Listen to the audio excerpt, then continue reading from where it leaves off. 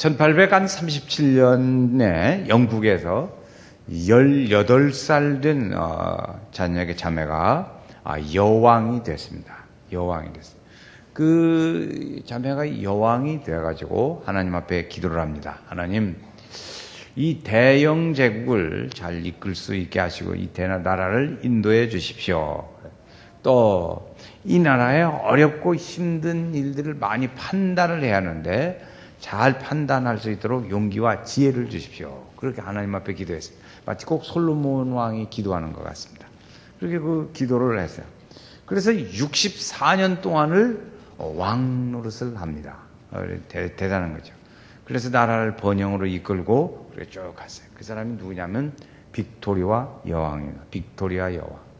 이 사람은 오랜 기간 동안에 그렇게 나라를 통치하면서 산업혁명을 일으켜서 경제도약을 가져오기도 했고, 의회가 민주주의를 할 수 있도록 그런 일도 했고, 또 주변의 나라들에게 도덕적으로 또 예절을 강조하는 그런 문화를 주변 나라들에게 이렇게 확산시키고 있습니다.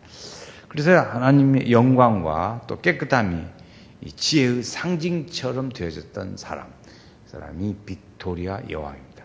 그래서 사람들이 와서 물었습니다. 어떻게 그렇게 지혜롭게 그런 일을 다 했습니까? 그랬더니 그 한 책상 위에 있는 한 책을 집어들면서 그 비밀은 이 책 속에 있습니다. 그 책은 성경책이었습니다. 하나님의 말씀을 들고 그 말씀을 읽으면서 그래서 지혜를 얻어가지고 그렇게 잘 해나갔죠. 하나님께서는 이스라엘 백성들의 조상들인 야곱과 아브라함과 이삭과 야곱에게 약속을 주었습니다. 그래서 그 민족을 이루게 하겠다고 그런 약속을 주셨죠. 자, 구체적으로 실제는 이제 야곱이 자기의 가족들을 데리고 이제 그쪽으로 갑니다. 그때 이제 그 먼 훗날에 보면 이스라엘 백성들이 아주 수직적으로 막 크게 발전하거든요. 아주 수직적으로 발전을 했습니다. 막 사람들이 많아지고 그런 거죠. 하나님은 민족을 형성하게 하겠다. 민족을 이루게 하겠다. 그랬는데 들어갈 때에 야곱의 가족이 들어갔지만 그러나 그때 민족을 막 형성시켜서 막 우죽순적으로 막 일어나는 거예요. 어느 정도로 늘어났냐. 그 나라를 다스리는 애굽이 이거 이러다가 우리나라 이거 다 차지해버리는 거 아니요? 이런 정도로 염려할 만큼 그렇게 많이 번창했습니다. 저도 어렸을 때 우리나라 단일민족이라고 아주 자랑스럽게 배웠습니다. 그런데 지금은 단일민족이라는 말이 어디로 갔는가 찾아보기가 들어보기도 어렵습니다. 이러다가 우리나라도 어떻게 중국산 동남아 베트남 이렇게 다 섞어지는 거 아닌가 그런 생각이 들 때도 있기도 하고 그렇죠. 그렇게 돼버렸어요, 우리나라도. 그런데 지금 이 민족이 지금 그런 거죠. 애굽 사람들이 생각할 때, 이 히브리 사람들 때문에 우리나라가 큰 어려움을 당할까 무섭다. 이렇게. 그래서 아브라함에게 하나님께서 너로 큰 민족을 이루게 하겠다 하고 약속하신 그 말씀들을 민족을 이루게 하는 일들을 하나님은 지금 약속을 지키고 있는 겁니다. 약속을 지키고 있어요. 그것이 지금 500년 정도. 그러니까 아브라함도 죽었고 이삭도 그 사이에 죽어갔고 야곱도 죽어갔고 다 죽어가는 거죠. 이렇게 우리는 그때 살다가 때가 지면 가지만 그러나 하나님의 계획은 우리의 생활 속에서도 그렇게 유지되어지고 하나님의 역사는 이루어가는 일들을 볼 수도 있습니다. 하나님은 우리 삶에 있어서 선한 영향력을 끼치려고 우리에게 많이 노력하시고 힘쓰시죠. 우리가 어렵고 힘들 때 하나님은 영적으로 강하게 해서 우리의 삶이 믿음이 성장하게 그렇게 만듭니다. 이제 그 가나안 땅에 이스라엘 백성들이 들어가게 된 데는 물론 요셉의 영향이 컸죠. 요셉이 오늘 말씀에 보면 요셉을 알지 못하는 새 왕이 났다 그랬어요. 요셉이 이제 났다가 400년이나 지나니까 요셉은 죽었습니다. 요셉이 죽었어요. 그러니까 그 창세기서에 맨 끝에 야곱이 12아들을 축복하고 죽습니다. 그리고 이제 출애굽이 다시 이스라엘 백성들이 애굽에서의 이야기가 오늘 말씀이 나오는 거예요. 그런데 그 사이, 창세기서의 제일 끝과 출애굽기의 제일 처음 사이에는 약 한 300년 정도의 영향이 있습니다. 그 사이의 관계. 우리가 창세기서 읽고 출애굽기 1장 읽었다 그러면 300년 지나가 버리는 그 사이에 그 사이에 300년이 지나가는 겁니다. 이게 이뤄진 역사 이랬어요. 기간이 지났어요. 야곱이 원래 들어갈 때 가족 한 70명 정도 데리고 왔습니다. 근데 하나님께서 민족을 이루겠다고 하시더니 20세 이상 된 남자들만 60만. 그러니까 하나님이 보실 때, 이들을 이제 내가 민족을 이루어서 이들을 이제 가나안 땅으로 다시 보내야겠구나 하는 하나님의 때가 된 때. 그때, 이쯤 때가 된 거죠. 전에 야곱이 애굽으로 내려갈 때 부엘세바에서 기도를 했습니다. 하나님, 이 불안합니다. 힘들고 어떻게 해야 좋을까요? 하나님한테 기도했어요. 그때 하나님이 뭐라고 하시냐면, 야, 내려가. 걱정 말고 내려가라. 두려워하지 말아라. 창세기서에도 보면 가르쳐주고 있어요. 내가 그들로 큰 민족을 이루게 하겠다. 이런 말씀을 하시죠. 아브라함과 야곱에게 약속하신 말씀들이 창세기서 17장 또 창세기서 22장 아브라함, 이삭 이렇게 막 약속하신다고요. 축복을 약속하세요. 민족을 이루게 하겠다 하는 말씀, 그렇게 약속을 줘가. 야곱에게도 약속하시죠. 이 세 사람에게 세 번 다 약속합니다. 아브라함, 이삭, 야곱에게. 그렇게 했는데 하나님께서 그 약속을 지금 잊어버리지 않으시고 지키고 계시는 것이죠. 요셉은 이제 이미 죽은 상황입니다. 지금 오늘 말씀의 상황에서는 요셉은 죽은 상황이에요. 자, 그런데 이 상황이, 요셉은 죽었지만 지금 애굽에서의 이스라엘 백성들의 상황은 어떻게 달라졌나? 거기 7절 말씀을 우리 한번 같이 읽겠습니다. 이 민족의 상황이 어떻게 달라졌나 보시겠어요? 시작. 이스라엘 자손은 생육하고 불어나 번성하고 매우 강하여 온 땅에 가득하더라. 가득하게 되었다.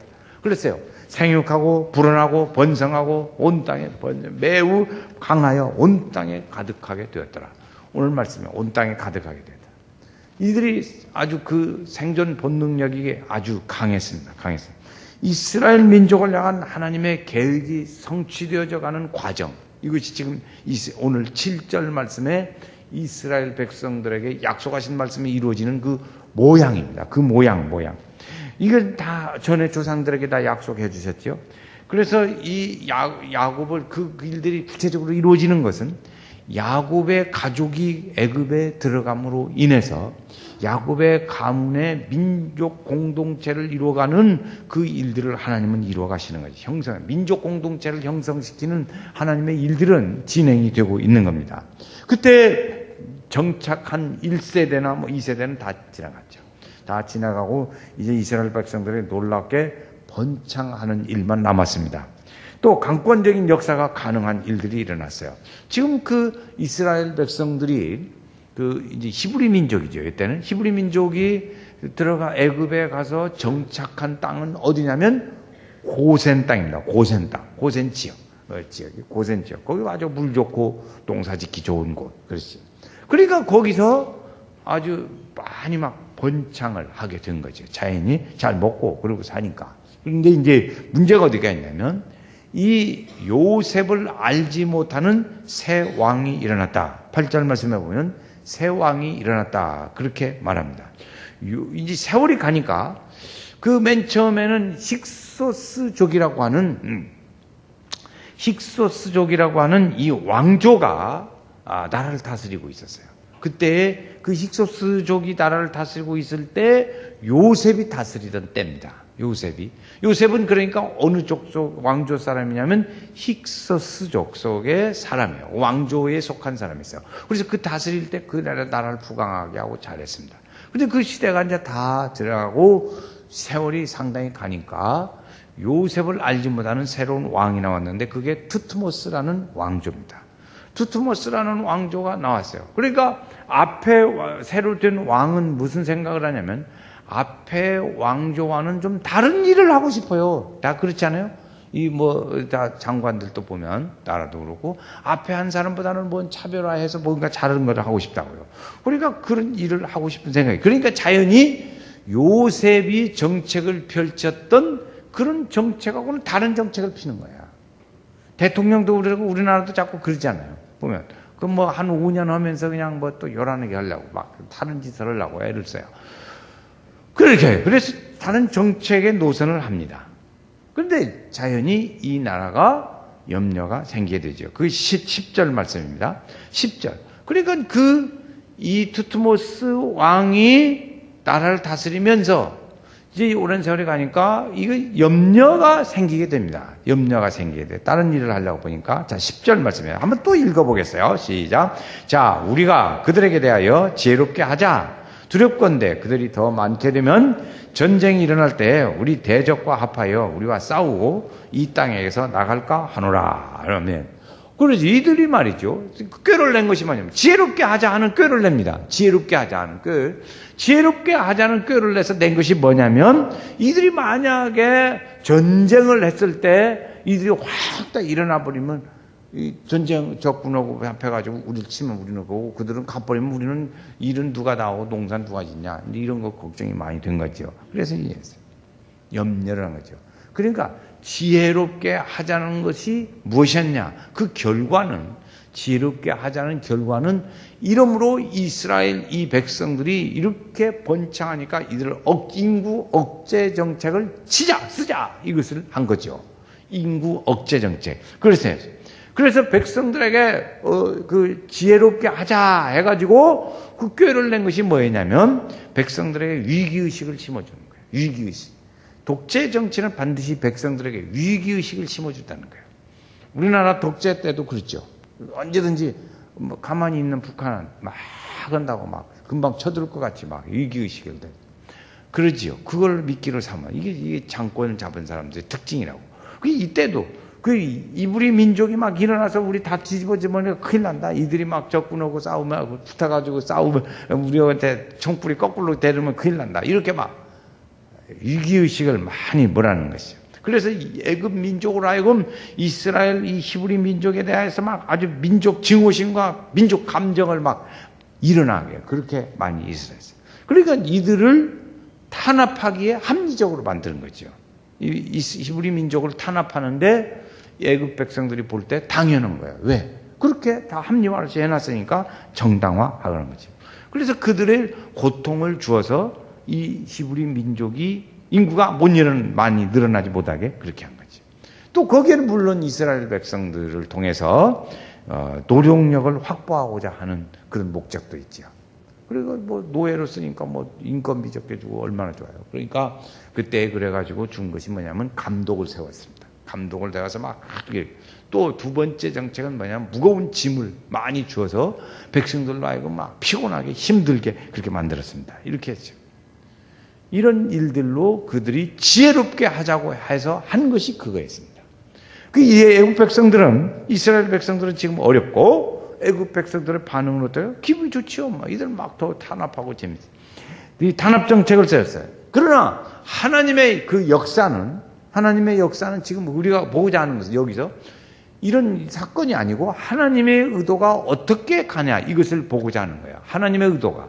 그러니까 하나님의 의도는 지금 이스라엘 백성들이 많이 번창해서 민족을 이루는 것이 하나님의 의도입니다.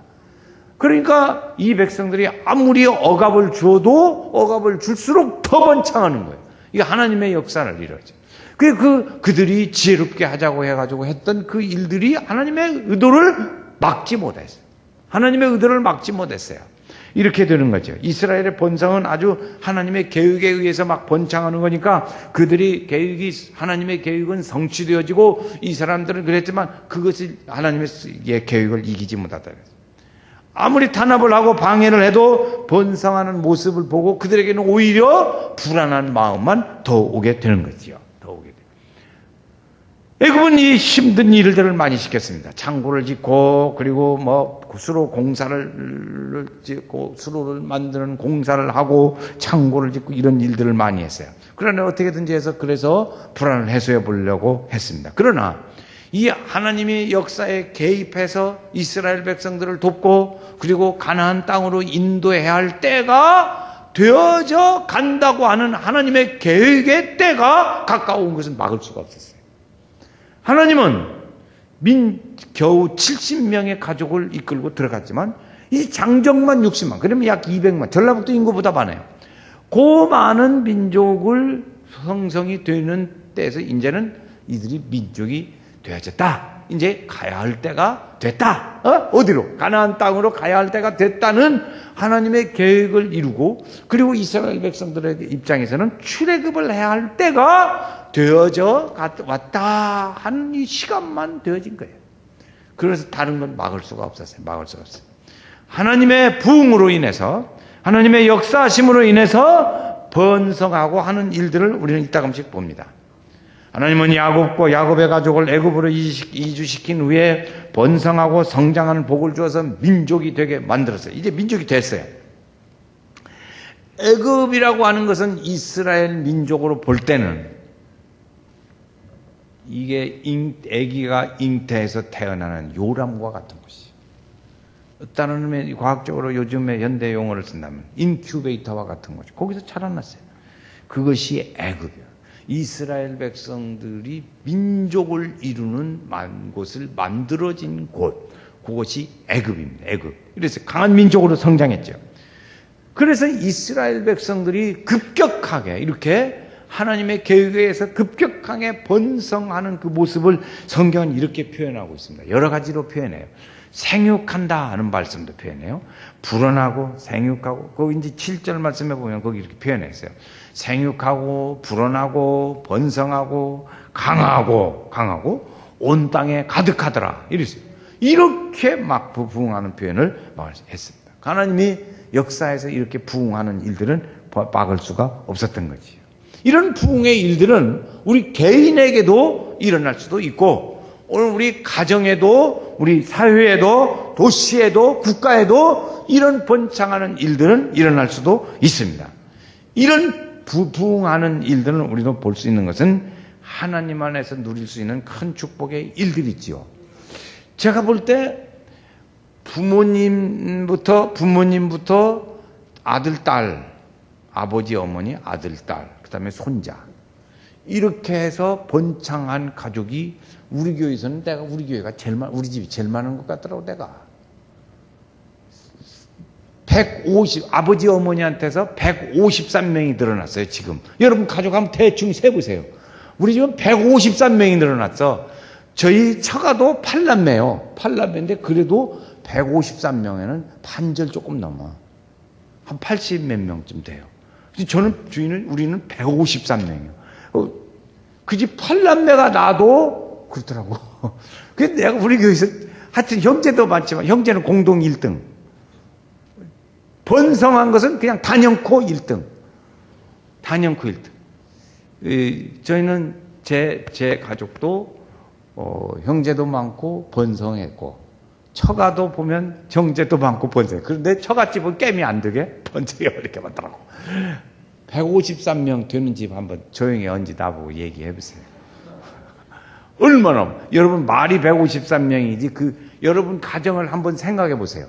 여러분 부모님부터 해가지고 아들 손자까지 해서 지금 번창한 숫자가 몇 명인가 비교해 보면 가히 아주 많습니다. 하나님의 은혜예요. 축복이에요. 하나님의 축복.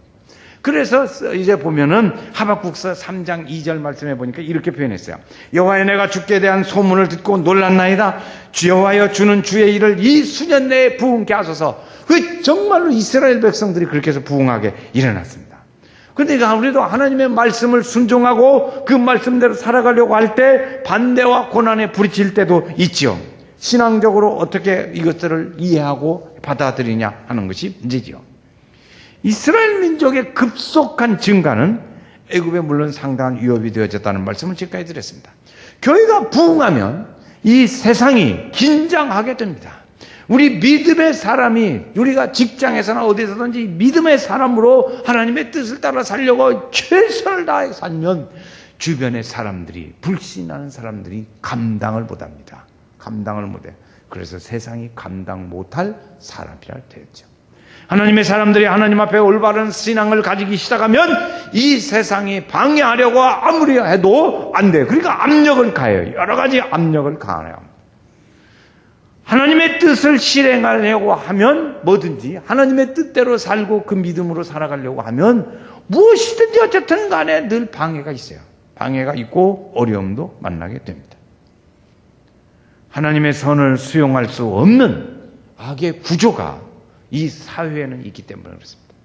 하나님이 없는 사회 속에, 하나님이 없는 사회 구조 속에는 하나님의 뜻을 받아들일 수 있는 구조가 안 돼 있어요. 이 교회 안에는 하나님의 뜻을 받아들일 수 있는 구조가 돼 있어요. 가끔 가다가 이 사회에 받아들일 수 없는 구조를 가진 사고방식을 가지고 교회 안에서 그렇게 생각하는 사람 때문에 가끔 지장이 있는 수도 있기는 있더라고. 보니까 교회가 가끔 있어요. 그런데 그건 극히 일부고, 우리 믿음의 사람들은 믿음의 하나님의 뜻을 향한 받아들일 수 있는 구조를 교회는 가지고 있다고요. 교회는 가지고 있어요. 하나님의 뜻을 받아들이고 그렇게 가지려고 하는 뜻이 있어요. 그러니까 이 세상은 하나님의 거룩하심을 담을 수가 없어요. 담을 수가 없어요. 하나님의 진리를 실천할 의사나 능력이 이 하나님이 없는, 믿음이 없는 이 사회는 없어요. 없어요. 하나님의 법을 불편해하면서 뜻에 어긋나게 하려고 하는 경향은 아주 가지고 있어요.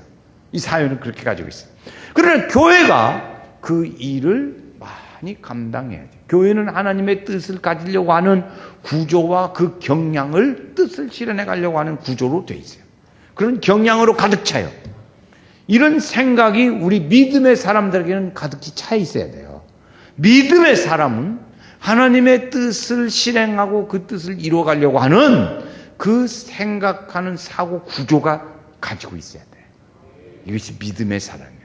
그런 사람들이 모인 교회 안에는, 그 교회는 그 뜻을 실현할 수 있는 구조를 가진 교회가 되는 것이죠. 그렇기 때문에 예수 믿는 것 때문에 핍박받는 것과 불편함과 그리고 불이익, 이런 것은 하나님의 놀라운 상급으로 주어질 수 있어요. 왜 그러냐면 어렵고 불편하고 힘들다, 그것은 믿음이 있다는 얘기예요. 믿음이 없이 이 사회 구조와 타협하면 불편함이 없어요. 불편함이 없어요. 그러나 거기에 우리 믿음의 일들로 불편함이 있다, 그것은 믿음이 있다는 얘기예요. 믿음이 있다는 얘기예요. 여러분, 불법과 타협하면 아주 쉽습니다. 편리해요. 자기 현실. 그러나 모든 사람들이 불편해요. 교통신호 안 지키고 내가 급해서 가고 싶으면 쌩 가버릴 수 있어요. 그건 편하죠. 그러나 위험하고 다른 사람에게 영향을 미칠 수 있고 좋지 않아요. 그러니까 내가 좀 불편해도 참아야 돼. 그 불편함이 있지만 하나님의 일들은, 불편하다는 것은 공동체의 좋은 일들을 서로 같이 나누러 가는 거예요. 이것이 이루어져 가는 것이죠. 성도는 용기를 내서 이 믿음의 길을 지켜가야 합니다. 지켜가야 돼요. 우리 교회 안에는 이런 일들로 가득 찼으면 좋겠어요. 하나님은 한 가족을 애굽으로 이주시켜서 큰 민족을 이루겠다고 오래전부터 약속하신 그 일들을 차근차근 계획을 이루어가고 있습니다. 세상이 놀랄 만큼, 애굽이 놀랄 만큼 아주 성장하고 있어요. 강성하게 만들어 가시고 있습니다. 학대도 핍박도 그리고 노동도 그 번성하는 것을 막지 못했어요. 막지 못해. 우리 믿음의 성도들이 살아가는 일들 중에 사회에 나가서 살 때에 우리는 조금 전에 말씀드린 세상이 감당 못할 믿음의 사람으로 우리는 그렇게 개인적으로 살게 됐죠. 그러나 이 구조적으로는, 공동체적으로는 이 사회가 감당하기 힘들죠.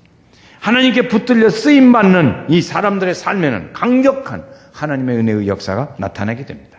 성도들이 힘들면 하나님께 부르짖어 기도하면 되는 거야.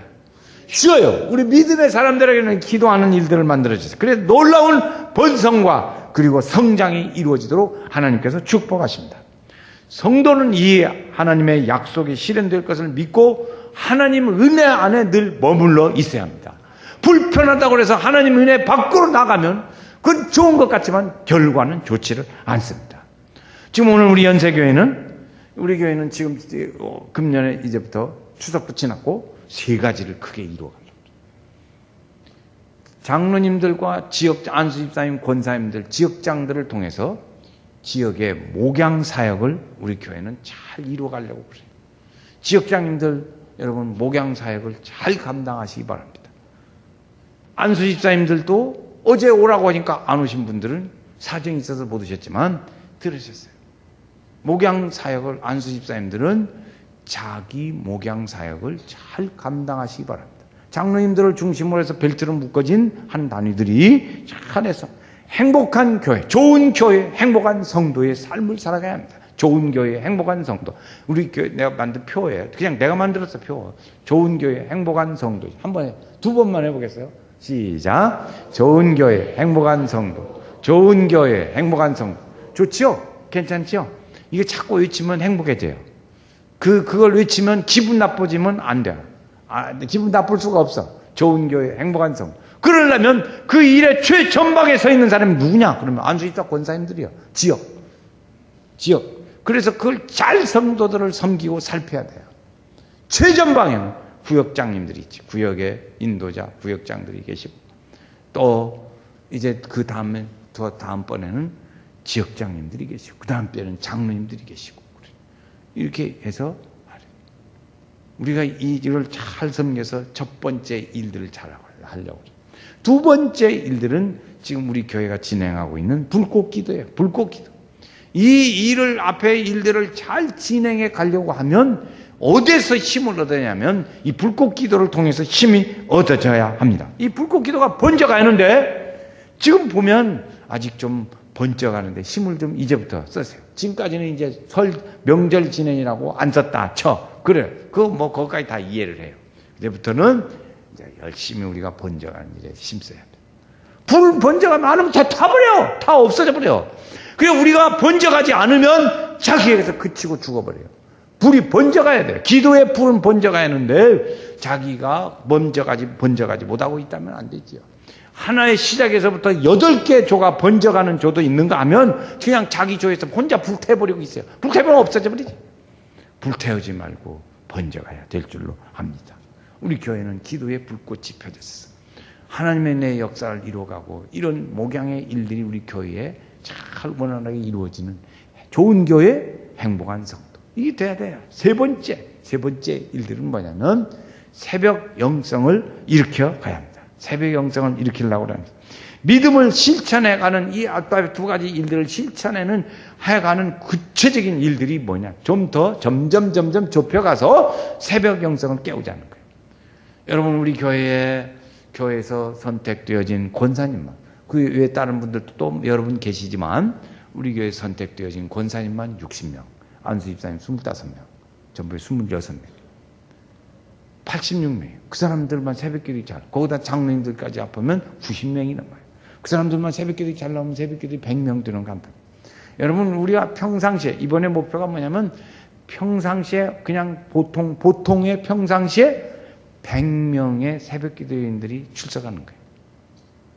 이렇게 하려면 남녀 선교회 26명, 남선교회, 여선교회 회장들 다 새벽기도에 잘 나오셔서 회원들을 위해서 기도하고 그래야 돼요. 새벽 영성을 깨워야 돼요. 이러한 일들을 이런 일들은 우리가 믿음의 일들로 하는 거잖아요. 믿음의 일들로 하는 거지 이것이 누구를 좋게 하고자 하는 것이 아니잖아요.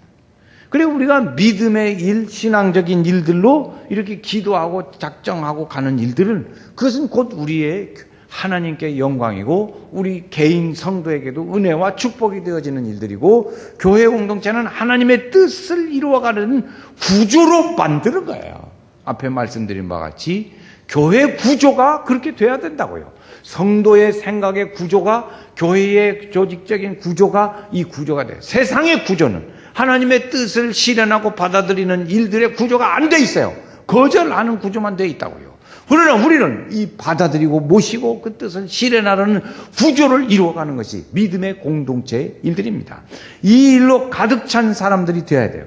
그러면 날로 성도들은 강해질 것이고 이스라엘 백성들이 민족이 부흥해서 감당 못할 사람들로 민족으로 되어진 것처럼 오늘 우리는 강해서 이 땅에 가득하고 하나님의 은혜가 충만한 성도요 교회가 될 줄로 믿습니다.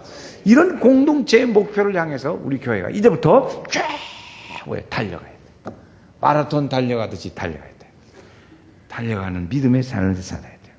그래서 우리 하나님의 그 은혜와 사랑이 우리 성도들의 가슴에 불타고 우리 마음속에 하나님의 은혜로 내가 가득히 채워. 그래서 하나님의 은혜가 강하고 내 마음속에 불타오르는 하나님의 은혜로 우리 가정과 삶이 태워지고 교회가 태워질 때 하나님의 은혜의 역사는 우리 가운데 함께 하실 거예요. 이건 주님이 분명히 도와주십니다. 왜? 하나님의 일이니까. 하나님이 기뻐하실 일이니까. 하나님은 분명히 우리의 도와주실 줄로 믿습니다. 이 은혜가 축복이 우리 성도들 중에 늘 함께 하시기를 주의 이름으로 축원합니다.